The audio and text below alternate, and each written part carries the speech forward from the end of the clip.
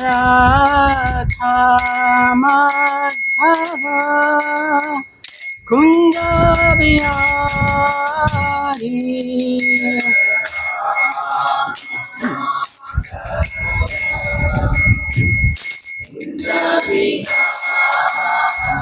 Jaya Radha Madhava Kunda Bihari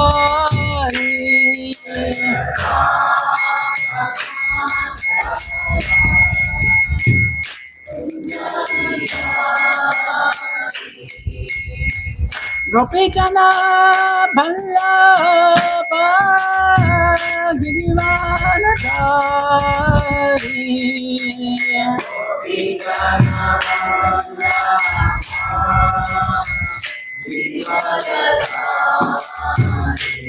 Jaya Gopijana Ballabha Girivaradhari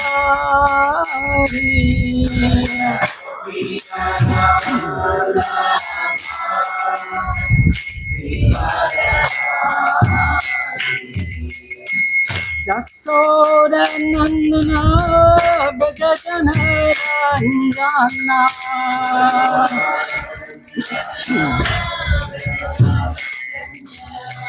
Yasoda Nandana Bhajana Ranjana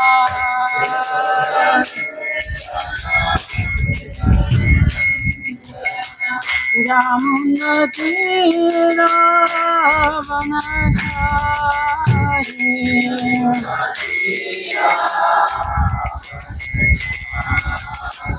Yamuna Tira Vanachari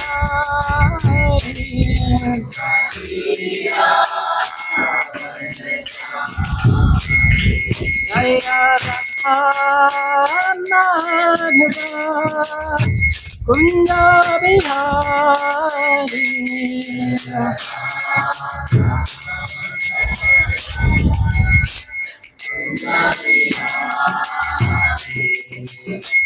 Hare Krishna Hare Krishna Krishna Krishna Hare Hare Hare Rama Hare Rama Rama Rama Hare Hare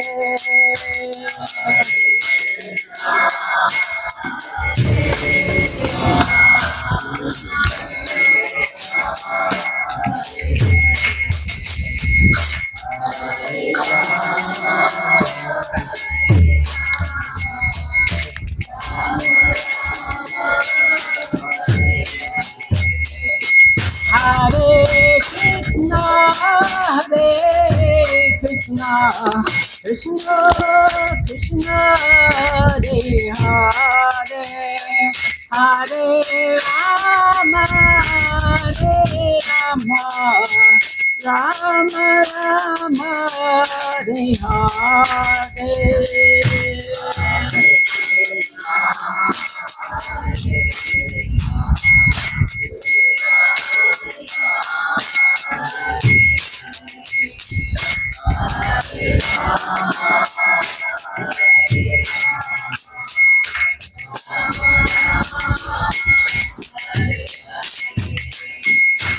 Hare Krishna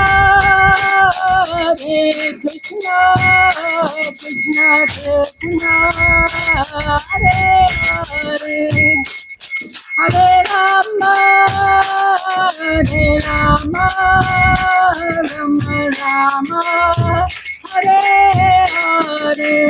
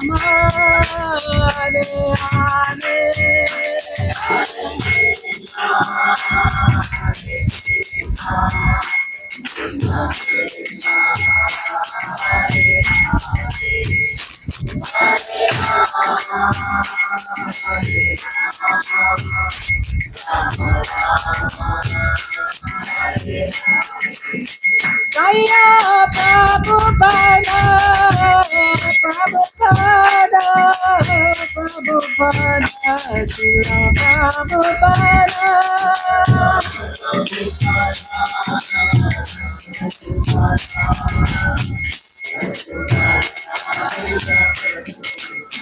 Jaya Prabhupada, Prabhupada, Prabhupada, Srila Prabhupada.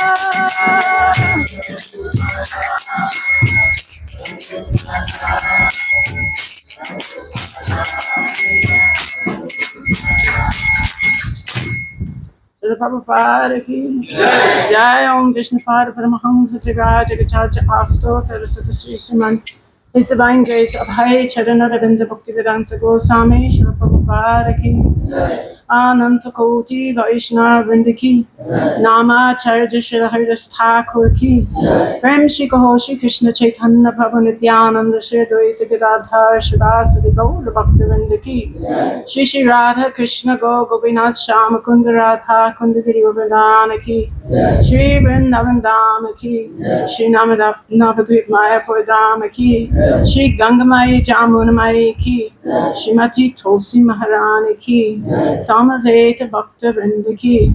All glories to the assembled devotees. All glories to the assembled devotees. All glories to the assembled devotees. All glories to Sri Guru and Sri Gauranga. All glories to you, Sri Prabhupada. Shrimati Bhaktivedanta Swami.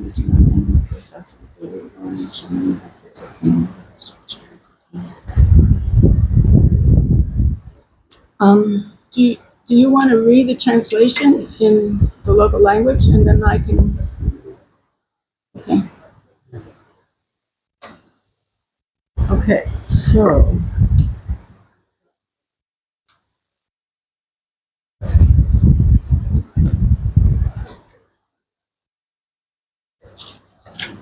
There it is. I got it. This is like a mile away. Om Namo Bhagavate Vasudevaya.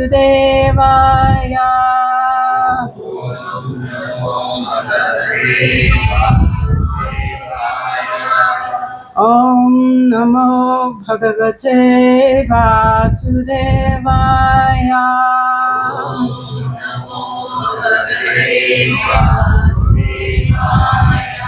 Om Namo Bhagavate Vasudevaya.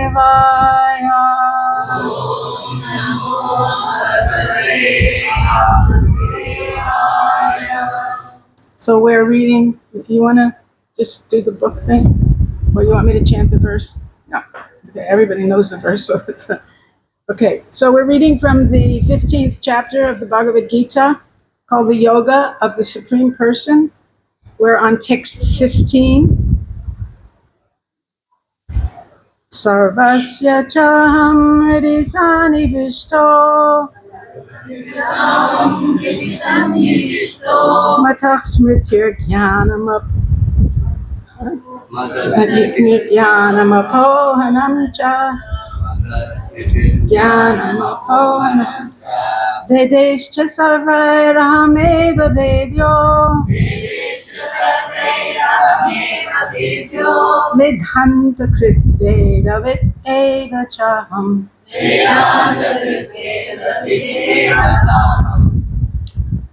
What else do you want me to do? They want to chant?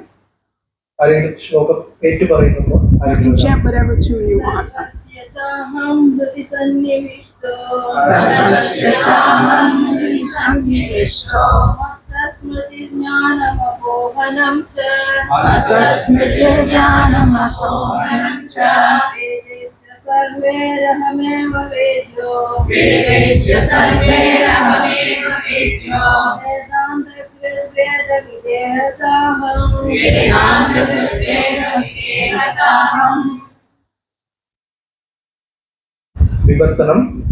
വിവർത്തനവും ഭാവാർത്ഥവും നൽകിയിരിക്കുന്നത് ദിവ്യപൂജ്യ ശ്രീ ശ്രീമദ് അഭയചരണ അരവിന്ദ ഭക്തിവേദാന്ത സ്വാമി ശില പ്രഭുപാദ് കി ജയ്. വിവർത്തനം: സർവ്വജീവികളുടെയും ഹൃദയത്തിൽ ഞാൻ വാഴുന്നു. സ്മരണയും ജ്ഞാനവും മറവിയും എന്നിൽ നിന്നാണ് ഉളവാകുന്നത്. എല്ലാ വേദങ്ങളിലൂടെയും അറിയേണ്ടത് എന്നെ തന്നെ. വേദാന്തമുണ്ടാക്കിയതും വേദങ്ങളെ അറിയുന്നതും ഞാനാണ്. ഭാവാർത്ഥം: ഭഗവാൻ പരമാത്മരൂപേണ സർവഹൃദയങ്ങളിലും സ്ഥിതി ചെയ്യുന്നുണ്ട്. എല്ലാ കർമ്മങ്ങളും അദ്ദേഹത്തിൽ നിന്നാണ് ആരംഭിക്കുന്നത്. തന്റെ മുൻജന്മ സംഭവങ്ങളെ ജീവാത്മാവ് മറന്നുപോകുന്നു. എങ്കിലും മുൻ കർമ്മങ്ങൾക്കെല്ലാം സാക്ഷിയായിരുന്ന ഭഗവാൻ നിർദ്ദേശിക്കുന്നതനുസരിച്ച് വേണം ജീവാത്മാവ് പ്രവർത്തിക്കാൻ. തന്മൂലം മുൻജന്മ കർമ്മങ്ങൾക്കനുസരിച്ചാണ് പ്രവർത്തനങ്ങൾ ആരംഭിക്കുന്നത്. സ്മരണയും വേണ്ടുന്നത്ര അറിവും നൽകപ്പെട്ടിട്ടും കഴിഞ്ഞ ജന്മങ്ങളെ പറ്റി ജീവൻ മറന്നുപോവുകയാണ്. പരമപുരുഷൻ സർവവ്യാപി മാത്രമല്ല, ഓരോ വ്യക്തി ഹൃദയത്തിലും സ്ഥിതി ചെയ്യുന്നവരുമാണ്. വിവിധ ഫലോദിഷ്ട കർമ്മങ്ങൾക്ക് ഭഗവാൻ ഫലം നൽകുന്നു. വ്യക്തിശൂന്യ ബ്രഹ്മമെന്ന നിലയിലോ പരമപുരുഷനായോ ഹൃദയസ്ഥനായ പരമാത്മാവെന്ന നിലയിലോ മാത്രമല്ല, വേദാവതാര മൂർത്തിയായും ഭഗവാൻ ആരാധിക്കപ്പെടുന്നു. മനുഷ്യർക്ക് വേണ്ടും വിധം ജീവിതം നയിച്ച് സ്വഭവനമായ ഭഗവത് ധാമത്തിലേക്ക് തിരിച്ചെത്താൻ ഉതകുന്ന നിർദ്ദേശങ്ങൾ വേദങ്ങളാണ് നൽകുന്നത്. പരമദിവ്യോത്തമ പുരുഷനായ കൃഷ്ണനെ പറ്റിയുള്ള അറിവ് നമുക്ക് വേദങ്ങളിലൂടെ ഉണ്ടാകുന്നു. വ്യാസദേവനായി അവതരിച്ച ശ്രീകൃഷ്ണ ഭഗവാൻ തന്നെയാണ് വേദാന്ത സൂത്രം രചിച്ചത്. ഭാഗവതത്തിൽ ചേർത്തിട്ടുള്ളതും വ്യാസകൃതവുമായ വേദാന്ത സൂത്ര ഭാഷ്യം ആ കൃതിയെപ്പറ്റി ശരിയായ അറിവ് നൽകുന്നു. ബദ്ധനായ ജീവാത്മാവിന്റെ വിമോചനത്തിനു വേണ്ടി ഭക്ഷ്യവിഭവങ്ങൾ സൃഷ്ടിക്കുകയും അവയെ ഉദരാഗ്നിയാൽ ദഹിപ്പിക്കാൻ സഹായിക്കുകയും ചെയ്യും. കർമ്മങ്ങൾക്ക് സാക്ഷിയായി നിൽക്കുന്നു. വേദസ്വരൂപിയായും ഗീതോപദേഷ്ടാവായ ശ്രീകൃഷ്ണ ഭഗവാനായി ജ്ഞാനപ്രദാനം തുടർന്നു പോരുന്നു. അത്രയും പരിപൂർണനാണ് ഭഗവാൻ. ബദ്ധനായ ജീവാത്മാവിന് പരമാരാധ്യൻ തന്നെ, സർവശ്രേഷ്ഠനും കരുണാശാലിയുമായ ആ പരമപുരുഷൻ. അന്തഃപ്രവിഷ്ട ശാസ്താ ജനാനാം. ദേഹം ത്യജിക്കുമ്പോൾ ജീവന് വിസ്മൃതി ഉണ്ടാകുന്നു. എങ്കിലും ഭഗവൻ നിയോഗത്താൽ കഴിഞ്ഞ ജന്മം ചെയ്തു നിർത്തിയ ഘട്ടത്തിൽ നിന്നു തന്നെ ജീവന് തന്റെ പുതിയ പ്രവർത്തനങ്ങൾ തുടരാനാകും. അതിനെക്കുറിച്ച് ജീവൻ മറന്നുപോയാലും അത് മനസ്സിലാക്കുന്നതിന് ആവശ്യമുള്ള ബുദ്ധിവൈഭവം ഭഗവാൻ നൽകുന്നു. ഹൃദയസ്ഥനായ പരമാത്മാവിന്റെ നിയോഗമനുസരിച്ച് ഈ ലോകത്തിൽ സുഖദുഃഖങ്ങൾ അനുഭവിക്കുക മാത്രമല്ല ജീവൻ ചെയ്യുന്നത്, ഭഗവാനിൽ നിന്ന് തന്നെ വേദവിജ്ഞാനം നേടാനുള്ള അവസരവും അയാൾക്ക് കിട്ടുന്നുണ്ട്. വൈദിക ജ്ഞാനത്തിൽ താല്പര്യമുള്ള ഒരാത്മാവിന് അതിനു വേണ്ടുന്ന ധിഷണാശക്തി കൃഷ്ണൻ നൽകുന്നു. എന്തിനാണ് ഭഗവാൻ അറിവിന് വേണ്ടി വൈദിക ജ്ഞാനത്തെ വെളിപ്പെടുത്തിയത്? ഓരോ ജീവാത്മാവിന്റെയും ആവശ്യമാണ് കൃഷ്ണനെ കുറിച്ചുള്ള അറിവ് എന്നതാണ് കാരണം. വൈദിക സാഹിത്യം ഇതിനെ സ്ഥിരീകരിക്കുന്നു. യോസൗ സർവൈർ വേദൈർ ഗീയത്തെ. 4 വേദങ്ങളും വേദാന്ത സൂത്രവും ഉപനിഷത്തുക്കളും പുരാണങ്ങളും ഉൾപ്പെട്ട വൈദിക സാഹിത്യത്തിൽ ഭഗവത് മഹിമകൾ കീർത്തിക്കപ്പെടുന്നു. വേദോക്ത കർമാനുഷ്ഠാനങ്ങളും വൈദിക തത്വചിന്തയും ഭക്തിയുതമായ ഭഗവത് സേവനവും എത്തിക്കുന്നത് കൃഷ്ണനിൽ തന്നെ. അതുകൊണ്ട് വേദങ്ങളുടെ ഉദ്ദേശ്യം കൃഷ്ണനെ മനസ്സിലാക്കുക എന്നതാണ്. കൃഷ്ണനെ അറിയാൻ വേണ്ടുന്ന നിർദ്ദേശങ്ങളും ഭഗവത് സാക്ഷാത്കാരത്തിന് ഉതകുന്ന പ്രക്രിയകളും വേദങ്ങളിലുണ്ട്. പരമമായ പ്രാപ്യസ്ഥാനമാണ് പരമദിവ്യോത്തമ പുരുഷൻ. തത്വ സമന്വയ എന്ന വേദാന്ത സൂത്രം ഇക്കാര്യം സ്ഥിരീകരിക്കുന്നു. പരിപൂർണതയിലേക്കുള്ള പടവുകൾ 3 വൈദിക സാഹിത്യം പഠിച്ച് പരമപുരുഷനും താനുമായുള്ള ബന്ധം എന്തെന്നറിയുക. അടുത്തതായി വിവിധ പ്രക്രിയകളിലൂടെ ഭഗവാനോട് അടുക്കുക. അവസാനമായി പരമപുരുഷനാകുന്ന ആത്യന്തിക ലക്ഷ്യത്തെ പ്രാപിക്കുക. വേദങ്ങളുടെ ഉദ്ദേശ്യം, വേദജ്ഞാനം, വേദങ്ങളുടെ പരമലക്ഷ്യം എന്നിവ ഈ ശ്ലോകത്തിൽ വ്യക്തമായി നിർവചിച്ചിരിക്കുന്നു. ഓം തത്സത്. नमः विष्णुपादाय कृष्णपृष्ठाय भूतले श्रीमते भक्तिवेदांत स्वामी नमः. नमस्ते सरस्वती देवी गौरवाणी प्रचारिणी विशेषशरणं कच्चाचरसिते ओम गुणाचरणं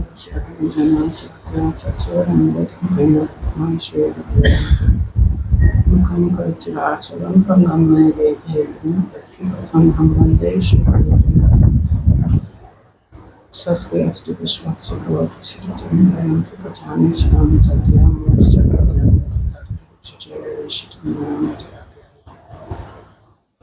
So, when we've all read this verse many times and discussed this verse many times. So, it's nothing terribly new as far as the reading of it. It's okay. I think it's okay. But I remember the story that Prabhupada tells that when he was in Scottish Church's college, there was a professor who challenged him with the question, you say that there's karma, but who is the judge that is assessing? There's no witnesses, right? Who's the judge that's assessing your behavior and determining your reaction? And Prabhupada said, at that time, I didn't know the answer to the question. He said, and I couldn't tell him who the witness was, how they knew what I had done wrong. Because, people in general, they do so many little things that are wrong. Sometimes they do big things that are wrong. And they make sure that the CCTV cameras aren't on and that no one's looking, it's dark. And they perform their act and they think they can get away with it. But the fact is that Krishna is sitting in the heart. And this is what this verse says. Krishna is sitting in the heart. And from him comes knowledge, remembrance, and forgetfulness. He is the witness. And by his witnessing what we do, he organizes our future. Even though we may not really understand that, we think we're totally independent while we're in this life. And then in the end, we die. We discussed last night, we had a little discussion last night. And really, Krishna gives us, it's explained in this purport, that Krishna gives us all the information we need in order to achieve spiritual success. It says right here that Krishna provides the Vedic literature, he provides the guru. It's described that when one has a sincere interest in knowing who is God, God sitting within the heart perceives that desire. And because of that desire, he sends someone to teach. He sends some guru to come and to guide that person closer to him. But every minute of the journey, we have the opportunity to turn around and go the other way. Or we have the opportunity to proceed. And depending on which choices we make as we go through this journey, we suffer or enjoy accordingly. And we get the karmic reaction for which we're destined to experience the reaction, the positive reaction or the negative reaction. So many people, they blame God, or they think that God has arranged for them to suffer, or else maybe he was just not paying attention. In the Jewish tradition, there's one very famous person. His name is Rabbi Kuchner. And he had a young son who had a very odd disease, a very strange disease. And he died of old age at a very young age. He aged prematurely, and he died when he was 14, but he died of old age because he had this disease that caused his body to age prematurely. So for Rabbi Kuchner, this was a traumatizing experience, as you can imagine. And in Jewish tradition, a young man becomes a man at the age of 13. He has a celebration called Bar Mitzvah, and they welcome him into manhood. So from 13 on, you're considered responsible. And even in our tradition, we understand that after 12, 13 years old, a person is responsible for their own nonsense. But he hadn't reached that age yet. This boy was very young. And so he was thinking, my son didn't do anything. He didn't commit any sinful activities. He's been raised in a spiritual family. And how did this happen? You may have heard the book, Why Bad Things Happen to Good People. So this is his book, Why Bad Things Happen to Good People. So he was a spiritual leader in his community. That's a big responsibility. But he was mortified by this event. And so he wrote this book, because after a year of processing his grief and pondering how did God allow this to happen, he came to the conclusion that either God was all merciful and not able of taking care of everything, not omnipresent, not omnipowerful, or he was all powerful, but he wasn't compassionate. And so, thinking of those two alternatives, he decided that God has to be very compassionate. But the material world is a big place. There's a lot of problems here. And sometimes God just misses something. So something falls through the cracks. We once did a drama during a festival in Alachua, and I got to play Rabbi Kuchner's wife. And because, anyway, I can't tell you the whole story, but it was a kind of parody on different religious traditions. And I sang a song, which I'm not going to sing for you, but the words were, "Those were mistakes, my friend. The Lord did not intend for you to suffer. Those were mistakes. He has a lot to do. He really does love you, but those were mistakes, my friend. Those were mistakes." So people who are almost spiritual, they give God credit for creating the material world, maybe. On the first day there was this, on the second day there was that, and maybe there was Adam and Eve. So many different options are there. But then either he left it to us, he doesn't have anything to do with it anymore, he just set it up for us, and we have to fix it. Because God didn't do a very good job. He made a few mistakes. And so now we have the scientists and the other intellectual people. They'll fix it. They'll somehow arrange to make it right. Politicians, they'll all fix it. Our technology will fix it. Either that's the case, or as Rabbi Kuchner came to the conclusion, God really does love us all and he wants the best for us. But sometimes he's busy with something and something else happens somewhere else, and he's not able to process it all. It's too big for his hard drive. So he misses something, and something bad happens to a good person. This was his conclusion. And the sad thing is that his conclusion became a very, very big branch of the Judeo-Christian philosophy. And people really liked his book. Even you heard about it here in Kochi. So because we don't know why we're suffering, and we all think that we're such good people. And if we don't understand the continuous life of the soul, which is actually us, in the body, which generates karmic activity by its behavior, then we're in ignorance, and we forget to see, or we neglect to see the purpose of our life. So Prabhupada, he says here at the end of the very first paragraph, he says, "The Supreme Lord is so full that for the deliverance of the conditioned soul, he's the supplier and digester of foodstuffs," which I guess you heard yesterday or last week. He's the witness of his activity and the giver of knowledge in the form of the Vedas as the Supreme Personality of Godhead, Sri Krishna, the teacher of the Bhagavad Gita. He's worshipable by the conditioned soul. Thus, God is all good. God is all merciful.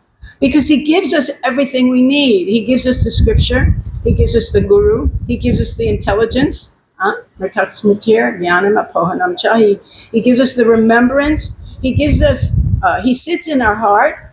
And it's described later in this purport that, and elsewhere also in this Vesutar Upanishad, that the two little birds sitting in the tree, one is Krishna, one is me. He is waiting day by day for me to look and turn his way. And but we don't. We're too busy. We're too busy looking at the Instagram or Facebook or our mail. And because we don't turn his way, therefore he allows us to do our thing. And even at the very end of the Bhagavad Gita, Krishna says to Arjuna, "Now I told you everything." Right? You listen very nicely. Now you do what you want. To think about it carefully, because you heard everything I said. But ultimately, it's up to you. You do whatever you want. So here we have in this country in particular, we have options. Every place has options, but some people don't know all the options. And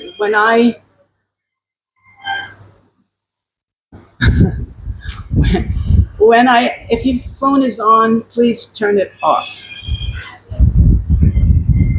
It's contagious. It's okay. Now I forgot what I was saying. Do you remember? I don't remember. Oh, yeah. Different countries have different amounts of information available to them, how they can go, how they can make spiritual progress. And one may say, well, that's not fair. You know, God should be an equal opportunity provider. He should give everybody whatever they need. All the things should be available to everybody. But the practical fact is that we don't deserve, some of us don't deserve everything. And the qualification for deserving something is the purification of our heart, our desire. So if we're desiring material things, then God will give us material things. And we see that some countries get a lot of material things.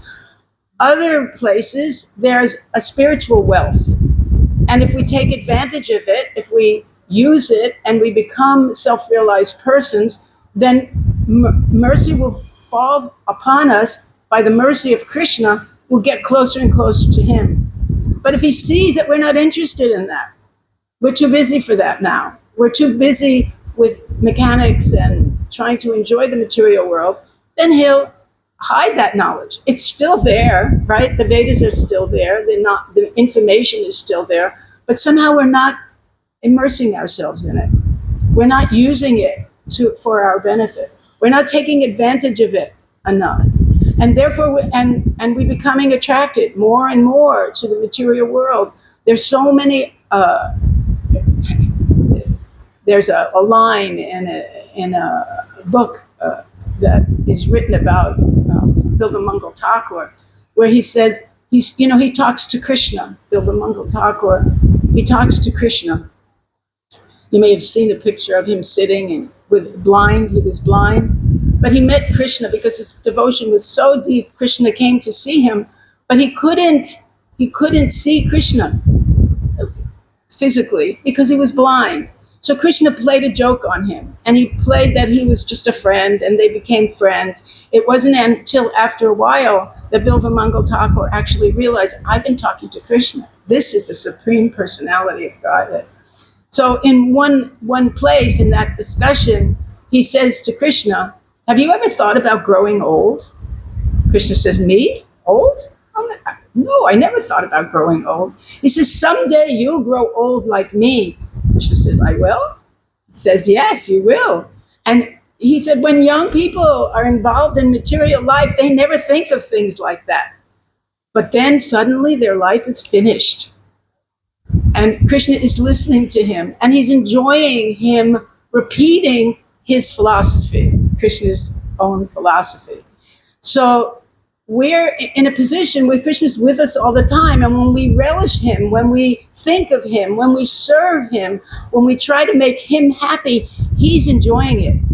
He's sitting there in our heart, and he's relishing our devotional activity. And when he appreciates our devotional activity, our consciousness, because he doesn't really need anything. We can't really do anything for him. He doesn't need anything. But he wants our loving devotion to him. And when he perceives that in our heart, then he reciprocates with us by giving us knowledge, by giving us an inclination to look at knowledge. And he speaks to us in different ways. The way he spoke to Bilvamangal Thakur was by sending him a spiritual master, or his spiritual master, in the form of a prostitute. Her name was Chintamani. And Bilvamangal Thakur saw Chintamani as his guru later on. When he heard from her, she was the cause of his fall down, or his weakness was the cause of his fall down, but she was the object of his desire. And ultimately, she said to him, what are you doing? Why are you so attached to me? I'm just a bag of stool and urine. If you could become as attached to Krishna, then your life would be perfect. And somehow or other, by Krishna's arrangement, her words entered into his heart, and it changed his being. And this is how Krishna directs us. We get instructions, we see them, we hear them, something inspires us. We pick up the Bhagavad Gita, which we've memorized since we were little children, and we know verse by verse or chapter by chapter, but we never read it before. We've never understood it before. We've never contemplated it before. We haven't really applied it in our life. And then all of a sudden, someone comes into our life and says, wait a minute, you missed something here. And I see you have a sincere desire, and then Krishna gives us the inclination. We have when I was first thinking about speaking about this verse and how Krishna gives us forgetfulness, I first thought about Bharat Maharaj, right? Maybe sometimes called Jad Bharat. He becomes Jada. He becomes dull, stupid, because he wants to. Why? Because he had reached such a high level of consciousness, of Krishna consciousness. And then he felt, I can give up everything in the material world. I can just go to the forest and meditate on Krishna and perfect my life. Sounds good. That's what Arjuna wanted to do too. But Krishna had a different idea. And this is not what I want for you. But with Bharat, he didn't ask anybody. Arjuna, when he became confused, he went to Krishna. He said, I'm a confused person. Tell me what to do. But Bharat Maharaj didn't ask anybody. He just went to the forest and he thought, I'll meditate and I'll perfect my life. So he started to meditate. And then another mistake was that he was alone. He didn't have any association. He went by himself. So in a way, what we're doing is saying, okay, I've got it together. I have it covered. I don't need any help in this endeavor. But that's not really the fact for any of us. We all need help in this endeavor. We need association. We need spiritual practice. We need a place to spiritually practice. And these things, we need to hear the Bhagavad Gita. We need to read the scripture. That's why Prabhupada says Krishna gave us this Bhagavad Gita, this conversation, the Vedic literature in general. But if we think we don't need it, we can do it, we know it, I've got it covered. Then what happened to Jad Bharat? He became attracted to a deer. And Krishna gave him forgetfulness. In a matter of moments, he forgot everything. He became so attached to the deer that he couldn't think clearly. Sometimes we read that part of the Bhagavatam and we think, how did that ever happen to him, you know? But Krishna gives us avalanancha. He gives us forgetfulness. So in his forgetfulness, he became attached to the deer. It's hard enough we become attached to our own body. But when you become attached to an animal, and so much so that you forget Krishna, you forget your deity worship, you forget your mantras, you forget to do your sadhana, so many things you forget. Because I noticed, I haven't noticed in many, many years that I've been coming to India, I have never seen dog beauty parlors, places where you can get your pets, you know, decorated. But now I'm seeing them here. I never saw them anywhere else, but I see a couple of them here. So now what we're doing is we're becoming very attracted to our dogs. In America, people clean up after their dogs. You know, if your dog poops in the street, you have to pick it up and put it in a plastic bag and throw it away. So people carry rolls of little plastic bags around so that they can clean up after their dog. They would never consider cleaning up after a human being, but after a dog, no problem. So this is where the attachment lies. This is where the consciousness goes. The consciousness heads to the basement. And that's what happened with Jad Bharat. He became attracted to a deer. When he died, he was looking for that deer. He was in so much anxiety. Where is that deer? Where is that deer? But then the same Supreme Lord who was sitting in his heart that gave him forgetfulness so that he could learn the lesson he needed to learn, gave him remembrance. Right? He gave him remembrance. So even in his next life, he remembered, oh, I'm not going to let that happen again. I already made a really big mistake. And now here I am in another birth. And he took a decision that he wasn't going to have anything to do with anybody in the material world. No chance that he was going to fall down until he met Maharaj Rahugana. And when he met Maharaj Rahugana, he felt this is a person like me who had a responsibility to take care of people, who had a responsibility to disseminate spiritual knowledge, who had a responsibility to be a guru, because a king really is the leader, the spiritual leader of his people. And he was misusing that. Rahugana was misusing that and that power. And Jad Bharat was the recipient of his abuse, right? So he decided, I have to teach this person a lesson. Even I'm not speaking to anyone, even though I'm staying away from everyone. For this person, I'm going to make an exception because he's in a very powerful position. He has a big responsibility and he's not doing what he's supposed to do. So he gave him some knowledge. And fortunately for Rahugana, he had good training. And so when he came in contact with good knowledge, it blossomed in his heart immediately. He could immediately understand, I'm doing the wrong thing. I have to change the way I'm living. I have to change the way I'm taking care of my people. So Krishna, he knows, we just had Christmas. And I don't know if you hear it here, maybe they have it in Malayalam, I don't know. But, he knows if you've been good or bad. Krishna, do you have that song? He knows if you've been good or bad. So be good for goodness sake. So it's talking about Santa Claus because people go to him for gifts. The kids all sit on his lap and they tell him their list of material desires that they have, that they, the gifts they want to get from their parents usually. And then Krishna, Santa Claus says to them, have you been a good boy all year? Or have you been a good girl all year?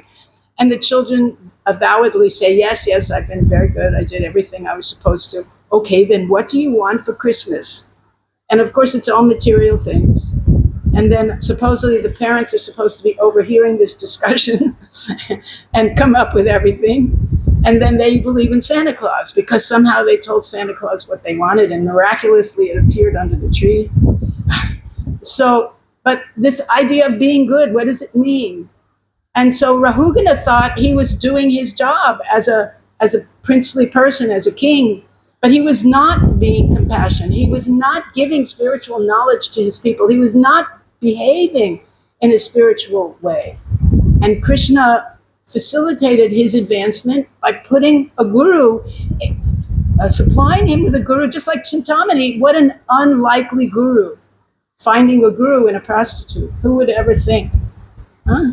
So Jad Bharat, he found a surprise guru, a guru that he never would have thought of looking for in this dumb, strong, apparently mute, foolish person who was supposed to be carrying his palanquin and wasn't carrying it properly, couldn't even do that.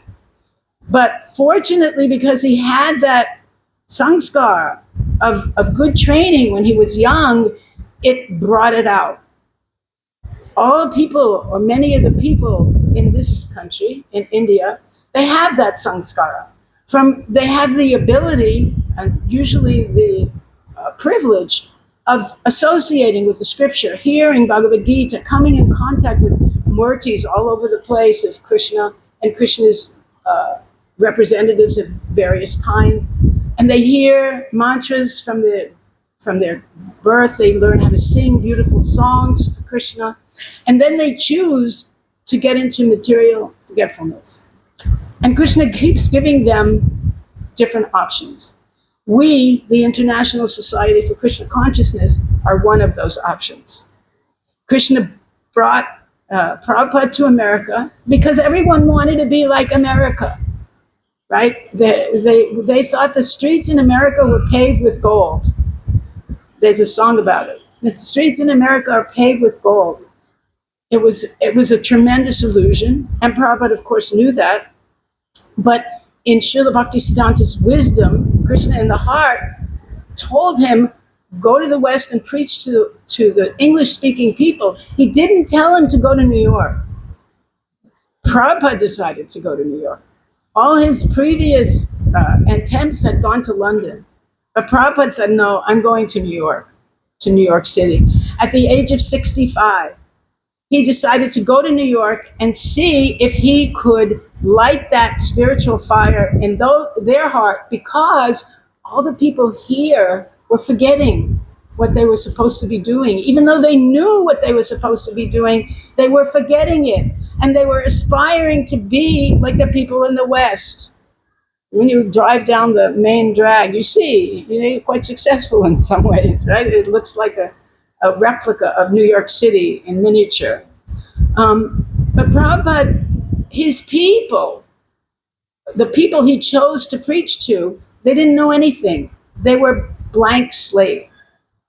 And Prabhupada gave them the knowledge. Krishna let them remember it, let them understand it, because maybe they lived here before.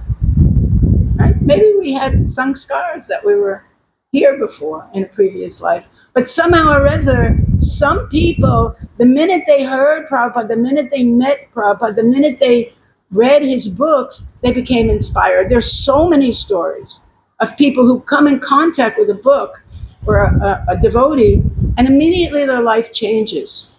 And that's because Krishna's sitting in the heart. And from Krishna comes knowledge, remembrance, and forgetfulness.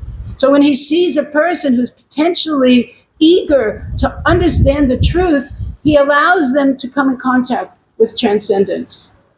And Prabhupada knew that if he could plant that seed in America, then eventually we'd come here, and then it would cause the plant to grow again here. And that's what happened. And many West people, I've had so much experience of this, that there's many people from India who go to the West thinking they're going to get very rich and very famous, and they're going to learn how to do something better than they ever could learn it here. And then when they are there, they meet devotees and they become devotees. And I say to them, have you ever heard of Krishna? Oh yes, I heard of Krishna when I was a little baby. Did you do anything about it? No. Then you came to the West, and now you met a Western, an Angrezi, and now that person gave you Krishna consciousness. Isn't that embarrassing? Don't you feel embarrassed? But you shouldn't, because it's Krishna's arrangement. Krishna arranges for us to learn in just the right way. And in this case, since everybody, or a lot of people here, were looking to the West to find out the cause of success, they thought everyone in the West was happy.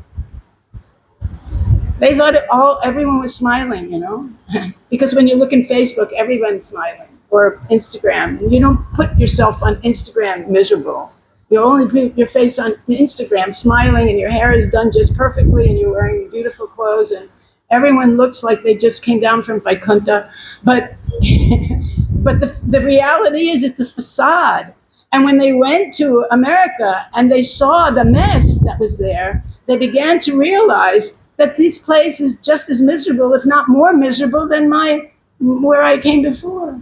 They don't even have tender coconut, and all the facility that you have here.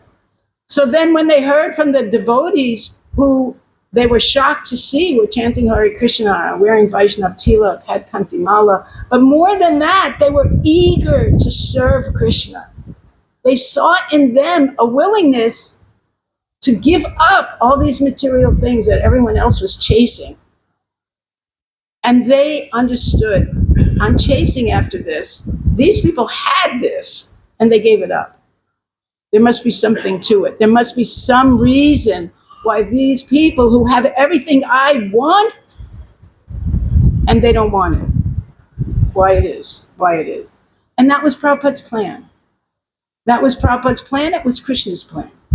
Prabhupada tried to preach here. He was unsuccessful. He went to Jhansi. He was unsuccessful. But when he brought back these dancing white elephants, that's what Prabhupada said, because a white elephant is sacred. You have to feed it a lot, but it doesn't do anything. Prabhupada was joking with us. He said, we're his dancing white elephants, because we really can't do much. We don't know much, but we're attractive people, and we're worshipable because we're devotees. So we'd go in the streets, and they put garlands on and offer obeisances, but by our being the conduit, we gave them what Srila Prabhupada gave us. We didn't give them what we took from the West. We didn't take anything from the West. We gave them Prabhupada. So in the disguise of Westerners who they thought were worshipful deities, they got Krishna consciousness. And that was Prabhupada's plan. So for all of us, that's a big responsibility. Now you become the next conduit, the next link in the chain. You know, when you plug it in, I have an adapter, and then you have to plug the adapter into the socket, and then you plug your cord into the adapter. So we have come in that chain where we're taking the information that Krishna has given us in the Vedic literature, in this Bhagavad Gita, Srimad Bhagavatam, and he's transmitted it into the heart of certain persons who make up our sampradaya. And Lord Chaitanya came and gave us a very, very simple system of experiencing pure love of Godhead, the chanting of Hare Krishna mantra, the musical rendition of the holy name in so many different forms. It's Nam Sankirtan. And because we got that, which is so easy to do in this age, so sublime, no hard and fast rules, no hard and fast rules. Vedas have so many hard and fast rules. I remember when we started deity worship, it was very primitive, the way we were worshiping the deities. But I wrote Prabhupada after a little while, and I said, could you tell me the Sanskrit mantras for putting the deities to sleep and waking them up? And Prabhupada wrote me back and he said, in English or in Sanskrit, the purport is the same. Just take, dear sir, kindly come and take your rest, close the light, chant your mantra. So he didn't really care about all the external rituals. He gave us the basics, the things that would purify our heart and bring us closer to Krishna until we could appreciate more and more and more and more, and then we could grow. But initially, he only gave us the very basic things. And then he asked us to go all over the world and give that back to you and to other people all over the world. So now you have the responsibility. You have the responsibility. Just like Jad Bharat had the responsibility to preach to King Rahugana, because King Rahugana was situated in a position of influence. India is in a position of influence now. And therefore, the glory of India is in its philosophy, in its spiritual treasure. If we neglect that, then we're not going to, well, what are we going to be famous for? Our circuitry or our engineering ability or all of the fact that we've made so many IT professionals? That's not a glory that we're looking for. The glory that we want to give to Krishna is that we're going to take Krishna's name and fame and spread it all over the world. And that's the responsibility that Prabhupada has given us. So here in this purport, and this is a pretty powerful purport, that it's quite clear that Krishna is arranging for everything that happens. Nothing happens by mistake. Everything happens by Krishna's arrangement. The fact that you are here, the fact that I'm here, the fact that Prabhupada was here, the fact that Prabhupada wrote these books and they came into our hands, it creates for us an obligation, because they don't come without an obligation. And they won't bear the fruit that they can bear unless we meet that obligation, unless we give Krishna consciousness to others, unless we perfect our lives and actually become Krishna conscious, unless we practice the information here. Because Prabhupada gave his lifeblood to write these books. He struggled very hard from the first day to, and this is the place. This is the place where the Bhagavatam went across the ocean and came to America in the first place. And Prabhupada, in that Bhagavatam, in that very Bhagavatam, he says there's so many mistakes in this Bhagavatam. Please forgive me. He didn't even have a computer or a word processor. He was editing his own books. He was English first as a second language. So there's so many mistakes. Please forgive that. You ignore the mistakes and take the essence. Take the essence, and the essence will be so powerful that it will change your life. And it did. It changed my life. and it changed the life of many others that had the fortune of meeting Prabhupada and meeting him through his books. And you have also met Prabhupada and his devotees, and you can also meet him through his books. And you can take that touchstone and you can spread it all over the world. So this is Krishna's mercy, perfect arrangement. It's a perfect arrangement. Nothing is by mistake. Krishna is the witness in our heart. He's arranging everything for our advancement. The only independence we have, the only thing we have to do is we have to desire. It's all based on our desire. If we desire, Krishna will fulfill that desire. If we desire washing machines and money, Krishna will give us washing machines and money. But he'll also give us another birth. And in our next birth, he'll give us knowledge and forgetfulness. Whichever we choose, we can have it. He told Arjuna, whatever you do, you can listen and you can do it or not do it. It's up to you. So we have that responsibility, and I encourage you to take it up. And at this point, I think I will stop and ask if anybody has any question or discussion, because it's very important.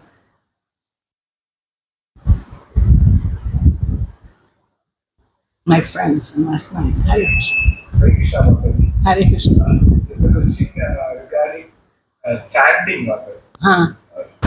When we do a chanting, our mind waves some. Really? Yeah.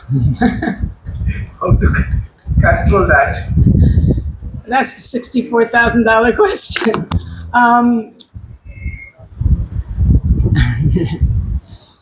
There's so many different techniques. You know, you can go to japa retreats and learn different techniques. I've tried many. Some work for some time, and then they don't work anymore. Then I have to change to a different technique. But really, the technique is a purification of the heart. And when we purify the heart, then the obstacles that are there that prevent us from controlling our mind, lust and anger and desire and envy, these things, they need to go away. And as long as we're influenced by passion and ignorance, especially, we'll find it difficult to pay attention. But it's interesting that the process of chanting, even if it's imperfect, that's why there's no hard and fast rules for chanting the holy name. It's such a perfect process for Kali Yuga, because no matter how you chant the holy name does its work. It's a purifying process.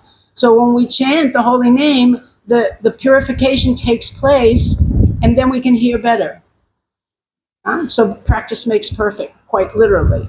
That by practicing the holy name and drawing our mind back, Arjuna says, my mind is more restless than the raging wind. I can't pay attention. How am I supposed to do it?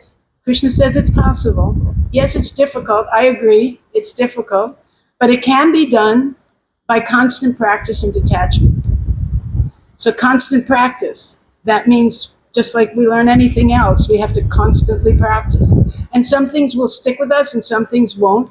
But the holy name will always have its effect, and it'll purify. And as we become pure, then we can remember Krishna and we can offer everything to him. And we see in our reading of the Shastra in many different ways that there are people of all different kinds who become perfect by chanting Hare Krishna. There's fruit sellers, there's banana leaf cup makers, there's Brahmins famous, there's rich people, Pundarik Vijayanidhi. There's so many different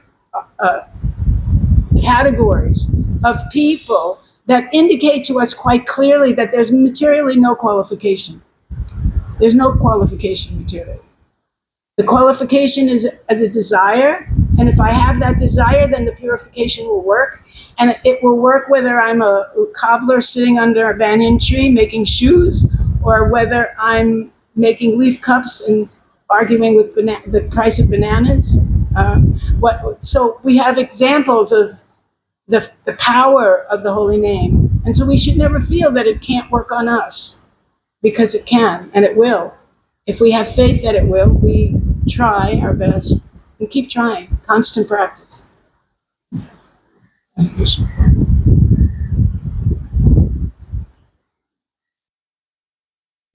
Anybody else? Someone in the back.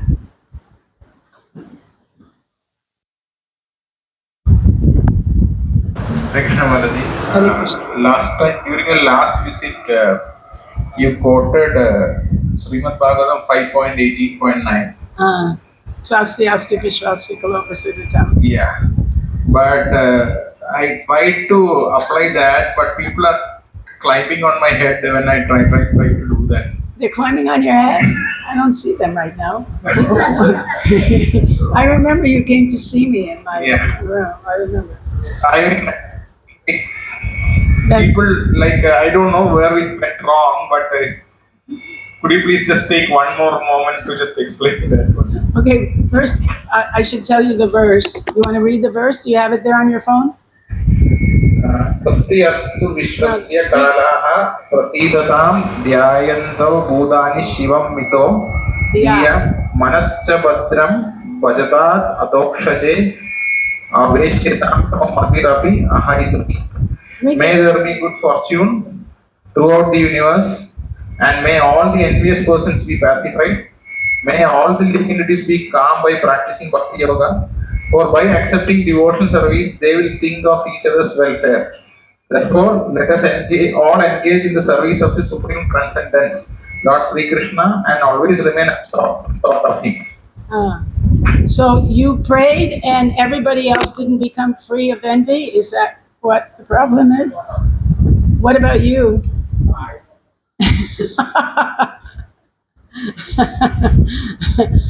The idea of chanting that verse is to develop that desire. The original chanter of that verse is Prahlad Maharaj.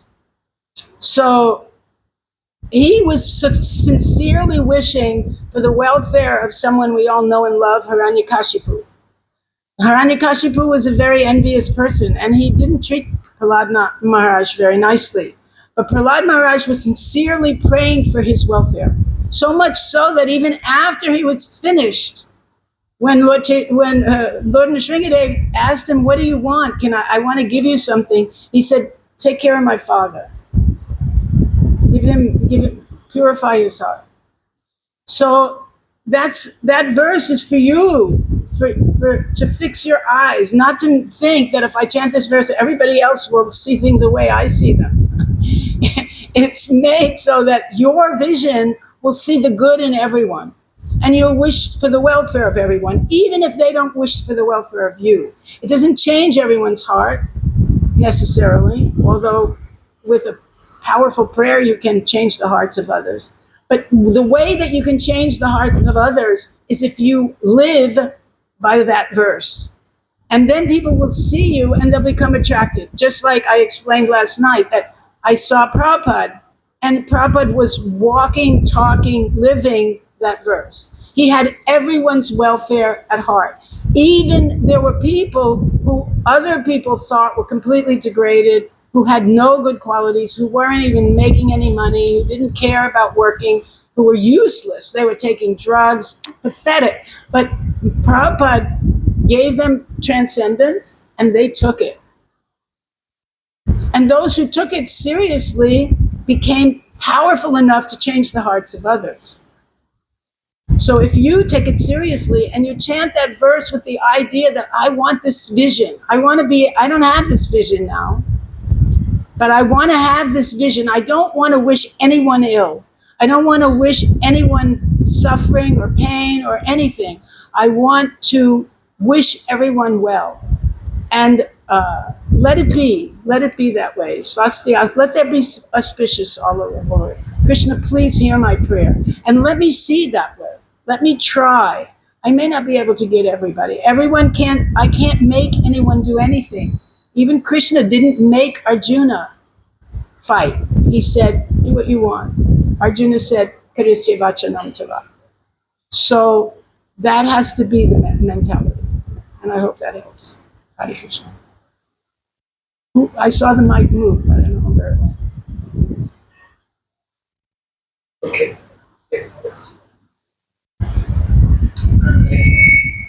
Don't put it near the speaker. Where is the speaker? Thank you for the wonderful class. Mataji, you mentioned that we have choice at every moment. Though I'm trying to practice emotional service, the desire to surrender to Krishna is weaker than the desire for my own sense gratification. So, how to overcome that, Mataji? And yeah. Little by little. Little by little. I mean, there's many ways to overcome it. It's a united effort with reading, with chanting, with association. Association is extremely important because the desire for material world, desire for material enjoyment, is inflamed by the association that we get in this material world. You open your whatever, your weapon mass distraction, and Amazon tells you what you need. And you go outside, like yesterday we were at the meeting, but next door there was a wedding. And, you hear the music and everyone's all dressed up. And you might think, oh, I wish I could dress like that. I want a sari like that. I want something like that. So the association, the material world is always offering us opportunities to fire up our material desire. So we have to minimize that association if we're not strong enough. People who get involved in drugs or alcohol, right? They walk in one day to a bar or something and they meet somebody and that person entices them somehow or other. And because of that, they get a little pleasure and then they want a little more. And then finally, what happens is their life is addicted. We become addicted. We become addicted to Facebook. We become addicted to Instagram. We become addicted to pretty things, whatever they are. On our phones, we become addicted. So minimize that addiction and just keep chanting Hare Krishna. It's hard to minimize because it's everywhere. It's all over the place. But I have to, that's my job. I have to do that. And whenever you can, come in contact with things that are attractive in devotional practice. Like kirtan, for instance, is always a lot attractive. If there's a festival, it's attractive. Deities are attractive. So, and people, the devotee people can be very attractive. And so I take them and I do the best I can to associate with them. And if I remember correctly, part of the formula that we talked about was also to immerse yourself in reading and chanting and hearing on your own so that your eyes can see better. Because we have eyes to see what's wrong. We often don't see what's right. We just see what's wrong. And because our eyes are focused on that, we think there's problems everywhere. We look around, there's problems. God knows there's enough problems everywhere without trying to make it worse. But still, we see problems in everywhere. And when we have that vision, we need surgery. And that surgery comes from hearing and chanting and associating with devotees.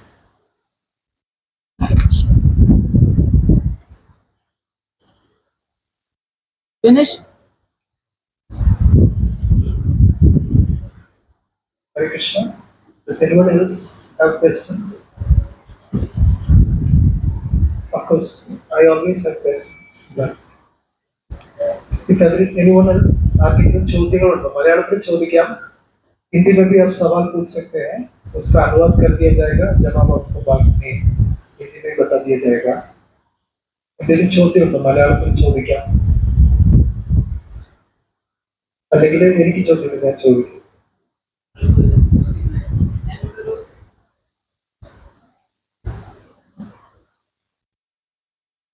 മലയാളത്തിൽ പറയാം എന്നോടൊരു devotee പറഞ്ഞു ഞാൻ 2 മാല ചാൻഡ് ചെയ്യുമ്പോൾ ഞാൻ വളരെ ശ്രദ്ധാപൂർവം ചെയ്തിരുന്നു ഞാൻ 16 റൗണ്ട്സ് ചാൻഡ് ചെയ്യാൻ തുടങ്ങിയപ്പോൾ എൻ്റെ 2 മാലയുടെ കോൺസെൻട്രേഷനും എനിക്ക് ഇല്ലാതായിരുന്നു കാരണം 16 എത്തിക്കാനുള്ള ആ ഒരു ബന്ധപ്പാടിൽ അതിനനുസരിച്ച് Mataji is asking, one of her friends gave this comment that when she was chanting 2 rounds every day, she was chanting with a lot of attention. But when she increased it to 16, then it became a rush to complete 16 rounds. So what can be replied to this?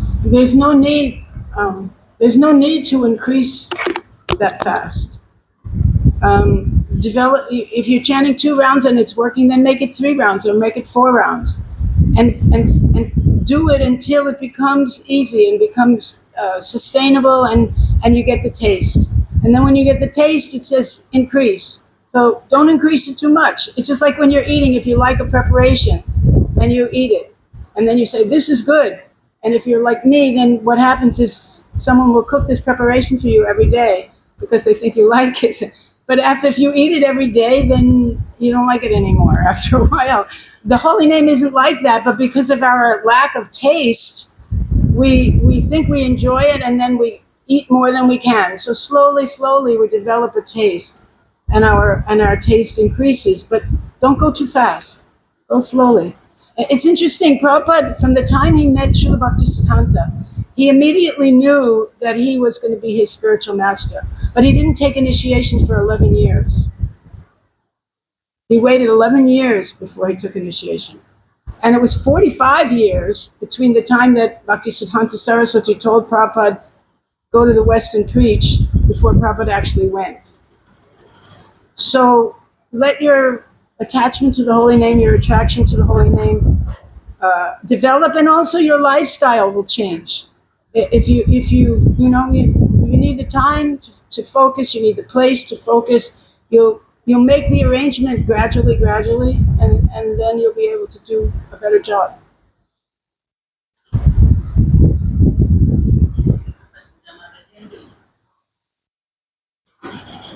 So, actually, I have 3 questions, but I'll just ask the one that might be relevant here. Okay. So, you had mentioned that Jada preached to open this mouth, and he actually spoke to Raghupana Maharaj because he was in a position of strength. And if he gets the message right, then it's going to benefit a lot of people. So, similarly, you also mentioned that India right now is in a position of strength. So, my question is that right now in India, we see, although India is in a position of strength and there's a lot of talk about returning to the Vedic culture and all that, but the fact remains that a lot of people are just, I would say, they're interested in religion just for the sake of cultural, nationalism, as what they would call it. And also material development. And also material development. And even when they become devotees, like I'm not pointing out any one individual, but generally, it's like we just come and do a lot of, I would say, activities. We just have a very limited time in the week, probably Sunday morning till afternoon, and we do a lot of activities, a lot of seva. That's fine, that's wonderful. But then we hardly get time to actually discuss the Shastra